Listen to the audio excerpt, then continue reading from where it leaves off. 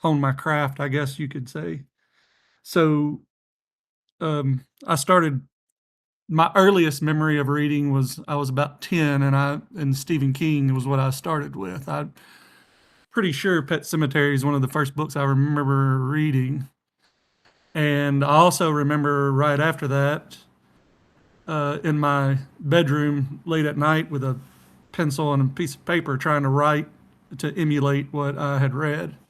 So I've been writing for, I'm 46 years old, so I've been writing for a very long time. I've never published anything because I'm a little nervous about putting myself out there. But um, over the years, I've developed different styles. Obviously, tried the purple prose and things like that. But eventually, probably in my mid 20s, I started reading Cormac McCarthy, which is probably in my opinion, one of the greatest American authors of all time. And I really fell in love with his style. He uses the sparse writing technique and economical prose exceptionally well, and is also a Pulitzer Prize winner for his novel The Road. So we're going to talk a little bit about economical prose and fiction writing, what the idea of it is. Strong writing isn't about adding more. Sometimes it's about removing everything that doesn't belong. Some of the best writers in the world write without trying to overwhelm with words. They choose the exact right ones to put on page so you get the full effect.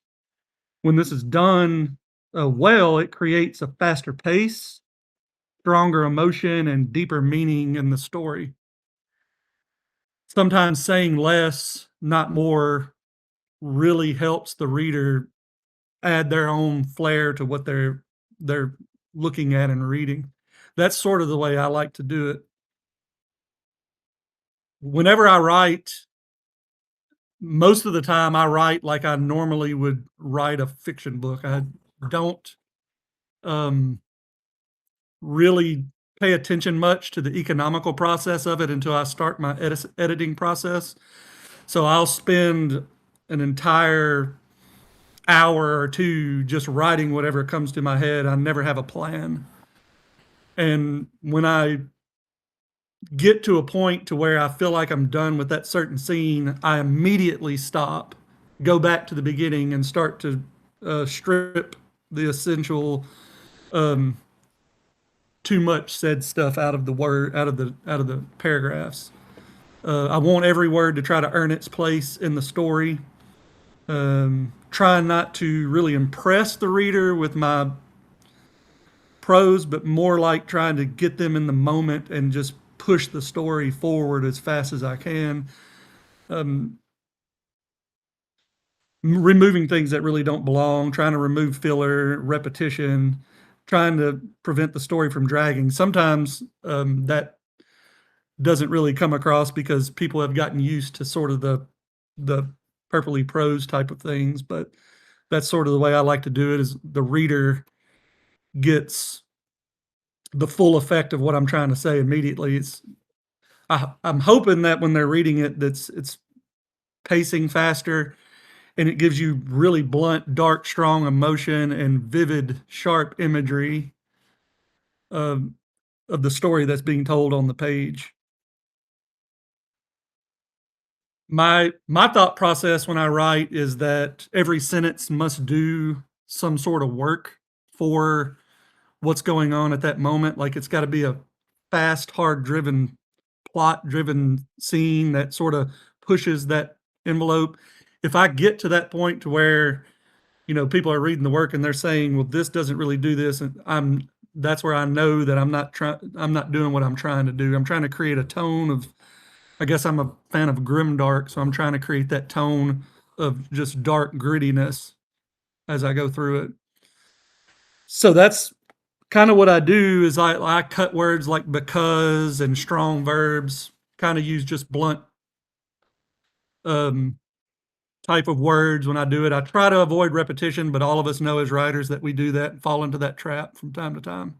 So we try to trust the reader. And a lot of times when I get feedback and someone says, I want to know more about what's happening in this scene, I feel in my mind that I've done my job because I want you to put your thoughts into that, not what you want me to tell you, but I want you to think, this is what I think is going on at this time. This is what I want to do, and hear in my head.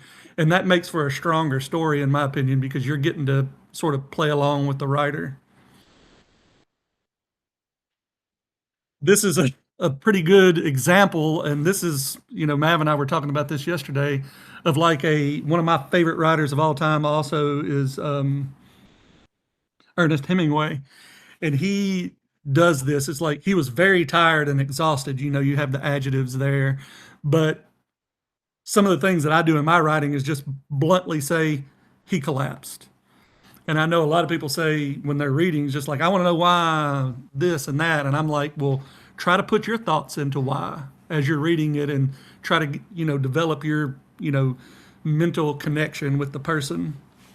I don't know if that makes sense, but Hemingway has this thing called the iceberg theory, which I like to put into my writing. It's sort of only about 1/8 of the iceberg is visible above water, and the rest is hidden beneath the surface. And writing, that means you don't really explain everything, you imply it. The writer understands the full depth but the reader only sees part of it, and they have to infer and think of what the writer is trying to say in their own mind to give them more connection to what's going on, and actually lets them sort of play along with it. Hemingway is a very brilliant writer, in my opinion, has some of the best short stories ever written. And I read his short stories almost every day to get inspired.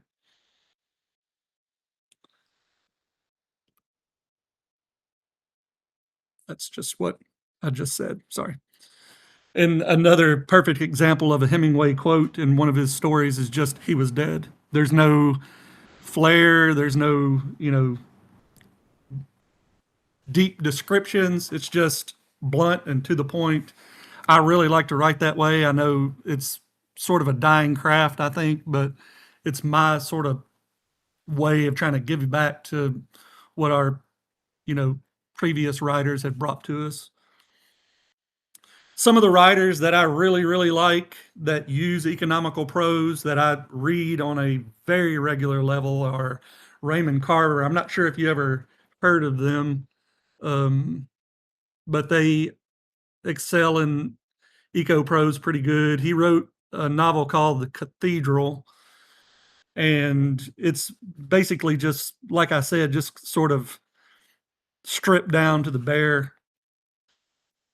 Cormac McCarthy, again, is a excellent author if you wanted to read some of the best eco prose ever. Um, one of the books that I read on a regular basis by him is No Country for Old Men. I was going to read a quick excerpt from it. Um, he watched them out of sight beyond the rocky headlands to the south, the pale orange dust that hung in the windless morning light grew faint, and then was gone. Sorry. Burial stood silent and empty in the sun, as if nothing had occurred there at all. He sat and pulled on his boot and picked up the rifle and ejected the spent casing and put it in his shirt pocket and closed the bolt. Then he slung the rifle over his shoulder and set out. Just blunt, just extremely blunt. And he doesn't like to use commas either, so he'll throw ands in there back to back to back to sort of push that along. Elmore Leonard is another good one. An example of his writing is, there was silence. They were standing only a few feet apart, looking at each other, waiting. It was in Mitchell's mind that he was going to stand there and not say anything as long as it took to outwait her, but the stubborn feeling passed. She looked good, in black with pearls. So you see, it's just like blunt and to the point. I really, really like that. Chuck Palahniuk is another one. He wrote Fight Club. I'm not going to read anything from Fight Club, but it's a sort of a more modern eco prose novel. All of his novels are really dark and gritty too, and I really like that as well. And some of the common mistakes you can use with eco prose or economical prose are over explaining.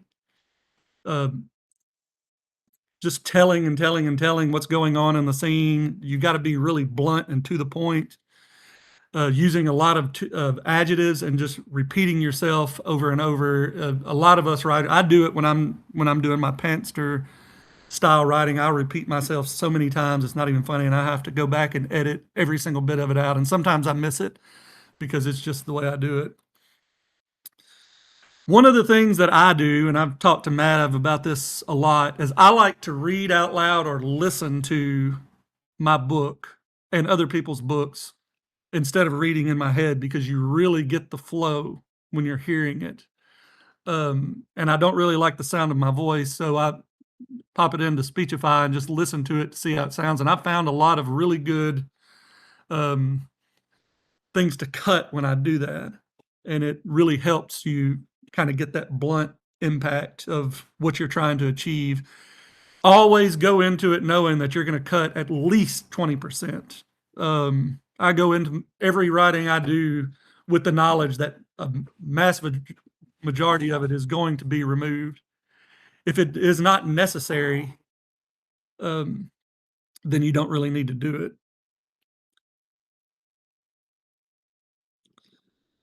And then I was going to kind of give an example of some eco prose of my own writing, just so you kind of hear what I was trying to, come across. This was the short story that I wrote from the prompts in the chat room the other day, and I'm just going to read one paragraph. But the pine stood at the edge of the sward where the field fell away into the shale and ditch grass in the long black run of the county road.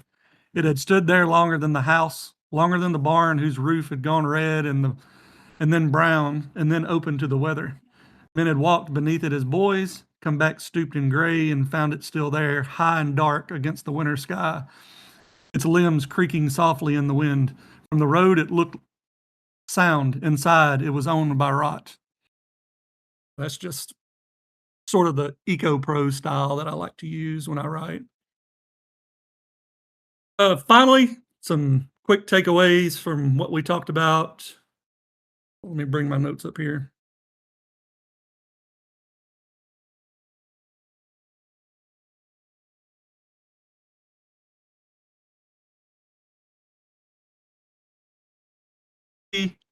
A mindset.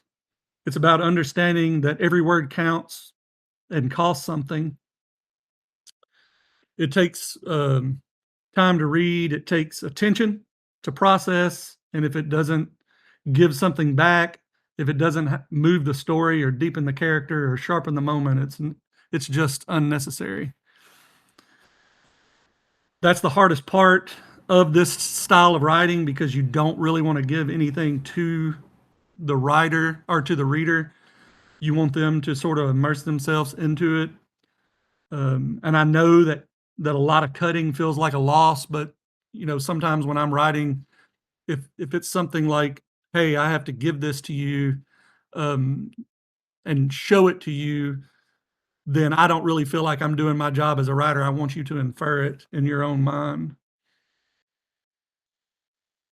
But I just don't want to, I want to be a writer that kind of brings something new to the table, does something a little different, brings back a craft that's sort of not really there anymore, and make sure that, hopefully people can understand where I'm coming from. I hope that was decent enough. I appreciate it.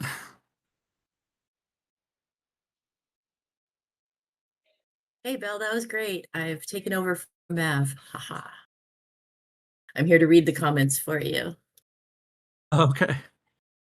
If anybody has any questions or anything, there's a lot of people in here. I did not realize that. Ryan did a clapping gif. LK the Human says that was amazing, Bill. Oliver seconds that. Dan, the Awkward Man, and Rain both said thank you and nice one. Phoenix says great job. Rightmore says you were awesome. Serena says you're awesome, Bill. We love you. Dan says don't worry, I always have questions. Boss said great job. Beckett said thank you, Bill. I understand you much more. Sean says awesome presentation, Bill. Learned a lot. Eric says thank you, Bill. Very good. A lot of people. After Van says, amazing job, Bill, loved it. Kayla said, great job. Moonlight said, I have more questions, but great job. Hidden Slime says, great job, Bill. I'll be happy to take any questions, or if anybody wants to just send me a message or anything later and we can do it offline, that's perfectly fine. Ryan says, here's a question. How do you go about choosing the right words? So that is the puzzle that I have to do, because as a writer, I know exactly what I'm trying to say. So I have to sort of, one of the things that I really try to do is try to run it past people. Like, I'll take the story and read it to friends and things and say, what do you think of this? Especially if I'm getting to a point to where I really am going to put something out there. A lot of the times, though, it's just I've done it so often that I sort of know what I want to say and what I think needs to be unsaid. So I just sort of cut that stuff. And sometimes I'm pretty sure that I probably cut things that need to be said, because I do get some feedback. Sometimes it's like, I have no earthly clue what you're trying to say here, which is fine. That means I'm not doing my job, and I need to know that. But if if it gets to that point, then I need to kind of go back to the drawing board and fix it up a little bit. I hope that answered your question. But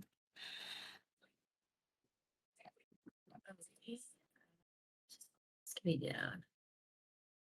Dan says, would you say that there are some areas that require more description and some that require less? For example, I imagine you want the reader to have a strong vision of the scenery and background, but maybe certain actions or reactions from the characters I feel can get over-explained and take the reader out of the moment. So are there areas that typically require more or less in economic prose?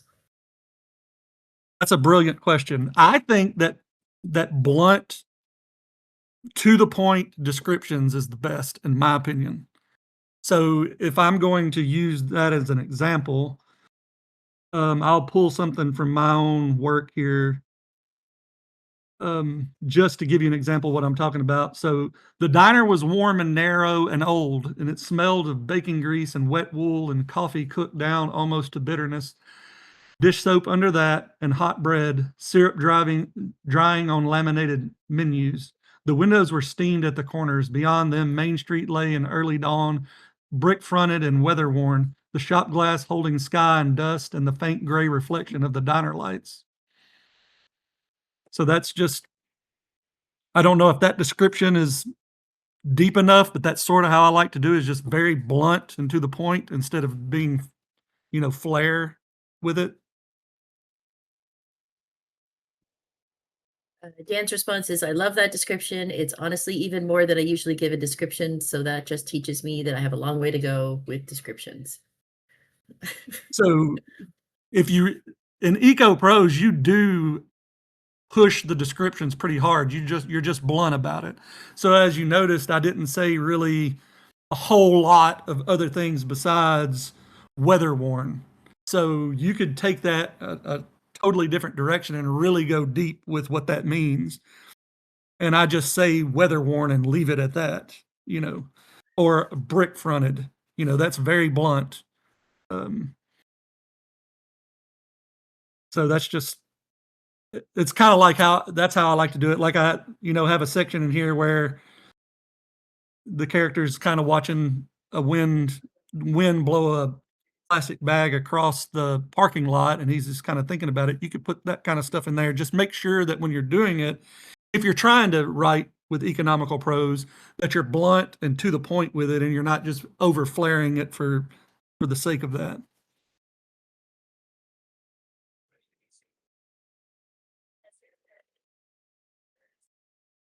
Comments are moving very fast. All right, here we LK.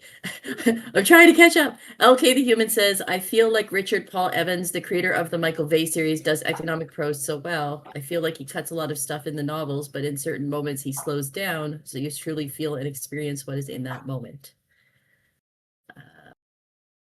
Yes, it's about the punchy lines, but with eco prose, you really want to have like punchy, punchy, punchy, and then you want to have this really long, and it could also be economical prose, even though it's long. That's one of the things that I learned, especially from McCarthy, which I read, an excerpt from him too, is like you can be punchy and economical in what you say, but have a long flowing narrative at the same time that's punchy and to the point, and it really hits. In my opinion, it hits me a lot harder because I put my mind into it a lot more than if somebody's telling me how I'm supposed to feel. Cropos has a question. I've never had to say that out loud before. Wouldn't wouldn't you have situations where you'd like to linger on a specific event? In that case, wouldn't an increase in word count help the effect? Yes, that's the concept that I was just referring to. I do have sections in my stories where I do linger on things. I just still use the same blunt, economical, dark, sort of gritty prose when I do it. So it's not, I'll do like a real long, detailed description of the scene, but I won't use a lot of flowery adjectives and things to get it across. I'm just blunt and to the point with it. And that's usually how I like to write. I know a lot of, you know, I have had a lot of negative feedback from this style. I will tell you that. So it's not what everybody's cup of tea may be, but it's to a point now to where I sort of written myself into a corner, I guess you could say. He like copied it. He added on, like you had the example of the guy collapsing. If you want to linger on his fight with the oncoming exhaustion, wouldn't your description be more verbose? I'm sorry if you've already covered this in your answers. Trying to catch No, no, up. no. That's fine. Actually, that is the opposite of what I'm trying to do when I write because I think that there's good for both sides, and I know a lot of readers want that, which is perfectly acceptable. And if you know, um, I just think that the style that I'm going for is I want the reader to sort of put themselves into the story and infer things on their own, um, and kind of connect with the character on a level to where they have to kind of think about it. I know that that's not the greatest writing style, but that's one of the things that I just over time I like to read that kind of work. I like to put myself into that, so I know it's probably not going to be mainstream greatness or anything, but I quite like the way the prose reads as well. I'm trying to like. There's so many people because usually we were reading the comments, like all of them, but there's just so much popping up here. Dan says, "Yeah, I feel like descriptions are easily my weakest areas. That's part of the motivation. Was the motivation behind my question." Um, I'm seeing if there's any more questions. Boston, the way I think of it, the more economical the prose, the less space between the reader and the narrative. If I want them right there in the scene with me, oh, sorry, right there in the scene without me getting in their way. Are there any more questions? Dan, I'm with you, Bill. I also want the reader to infer things on their own and trust them, so you're not alone. Oh, Moonlight asks, how can you add more depth to economic prose? that's a good question. I think it's essentially how you word, what you're trying to say. It's how you're trying to get it across. You can add depth to it, but my thought process is I want to be blunt and to the point, and you know exactly what I'm trying to say, but I also want to have these things that are right under the surface, like the iceberg, where I'm telling you exactly what I'm trying to, you know, infer or come across in the story, but you have to look at the bottom of the iceberg and sort of put your own spin on things as well. It's very difficult to to write this way, I promise you, but Bouncing off that, Mav, who is back. I have a question, Bill. How do you show, not tell, in economical prose? so Usually you show through dialogue and eco prose. That's usually what I try to do. The characters are saying the things, or they're making sort of simple facial expressions and things like that. And I don't say they were scared. I say their brows moved together and their eyes widened or something, or they might openly say something to another character, and then the reader infers, okay, that means they're afraid. Instead of just coming out and saying, okay, they're afraid, if that makes any sense. I mean, it just kind of goes back to the show don't tell thing. I think I do show sometimes when I'm doing my initial writing, and that's one of the very first things that I try to edit out when I go back and do my 20% cuts. If I have a scene in there where someone is, if it's saying, this is how they feel, then I try to break that down. And I've actually had some feedback where people say you're telling and not showing. I mean, there's still times where you don't catch all of it. But I don't know if that answered your question, but that's sort of how I try to do it. Dreamweaver asked, so how would we not become the Titanic to this iceberg? And then Boss has a question underneath as well that says, Bill, do you think that a good way to remain economical and yet still descriptive would be to choose words that imply greater depth but don't explain themselves, like offering half an overheard conversation to your reader, forcing them to infer what's happening? Yes, that's a good point too. And I try to do that. I have no idea how to answer the Titanic question, but it's a good question though.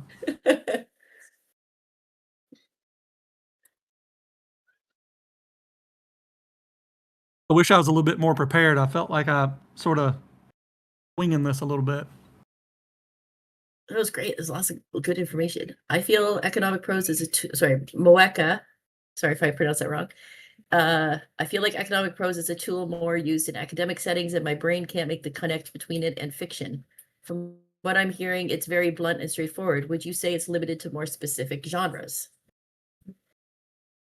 Yeah, it definitely is limited to sort of like the darker, grittier, grimdark type genres. It's probably better for those type of genres. I would not say if you're going to do like a really poetic type story, kind of like I'm currently reading Mav's story, and he does not use economic prose at all, and it's wonderful.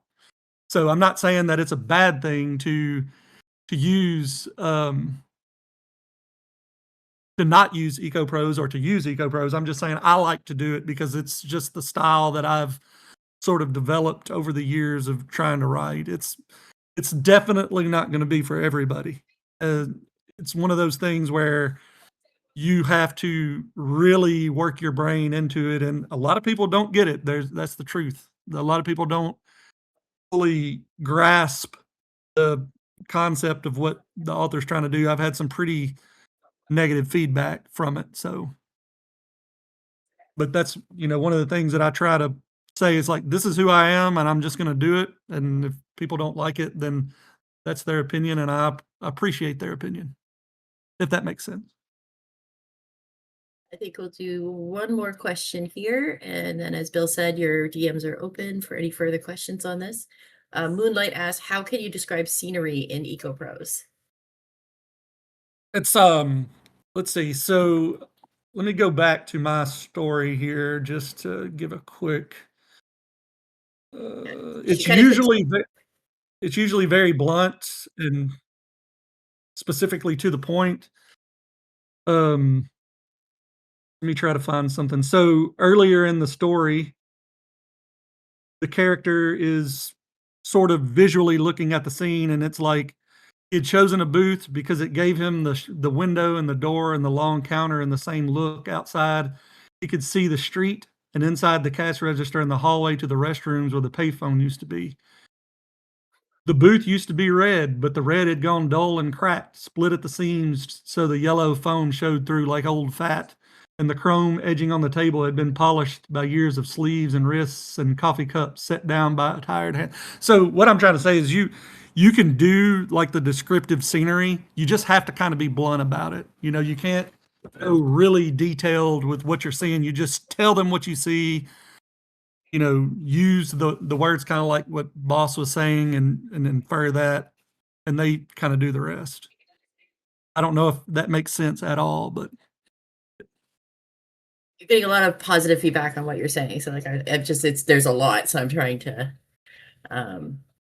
everybody's saying you're doing good. Jan said, I appreciate your thoughts. It's made me realize there are some things people tell me I should change, but I might keep them because that's my style. Radgeek had a question. This will be the last question. After this, everything goes to Bill, and we will wind this down. If that's okay with you, Bill. that's perfect. That's Okay. absolutely perfect. All right. Our last question is, could EcoProse help a prose sound more masculine? That is a excellent question. I have no clue. I could do some I could do some research on that, because I think from my perspective, I try to write everything from an extremely dark and gritty perspective.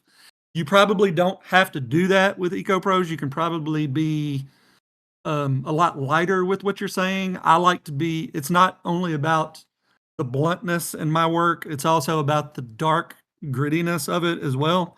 So when I'm saying something, I'm focusing on the sort of the dark aspect of things, which I think could be considered what you're talking about. Maybe not. I'm not sure, but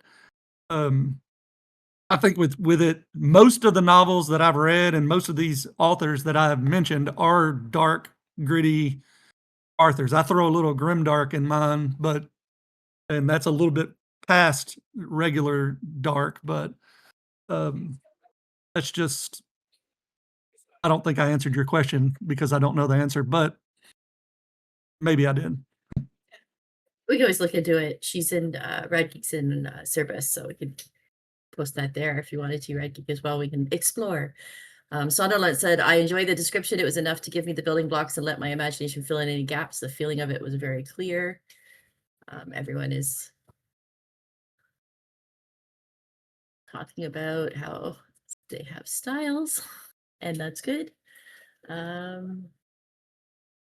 I've read a vast majority of the people's work that's in this room, and everybody in here has got really, really good writing. So it's kind of about what everybody does. I think you, Jody, yourself use EcoProse sometimes in your work from what I read. So yeah, not, I found we actually are fairly similar, you and I. So it's, yeah, like I was reading your fight scene the other day, and I was like, holy shit, this is very similar to me. So Big One said, I'm so purple, might as well call McDonald's for infringement and grimaces. All right. There's nothing Dan wrong said, with purple prose. This is not a workshop that is anti writing styles. It's just kind of throwing, I get a lot of feedback on the way my writing style is, and we kind of thought, why not just have a quick PowerPoint and talk about what I'm trying to do, I guess, or what the EcoProse is, and if you wanted to try to use it or something like that. it was really good. It was really informative. Everybody really enjoyed it, judging by the comments, of which there are many, and that we all have different styles. Dan says, thank you for the workshop, Bill. Serena says, Bill is awesome. They're all kind of talking amongst each other. LK says, the way I imagine economic prose is leaving breadcrumbs for the general understanding of what is happening, who is happening, and where it is happening, but leaving it all up to the reader's imagination. Trina yells, Bill is awesome. You did so good. Big One says, yes, well done, Williamson. Cropo says, good, great workshop, Bill. Should I just call you Kepos? That was so much easier. Yeah, so I think we will end the workshop here. Release you from your duties. As Mav said, he doesn't pay overtime. All right. Well, I love all you guys. Thank you for listening. Yeah, thanks so much, Bill. That was great. And I hope everyone has a good afternoon. And I don't know how to shut this down, so Mav is going to have to come back on.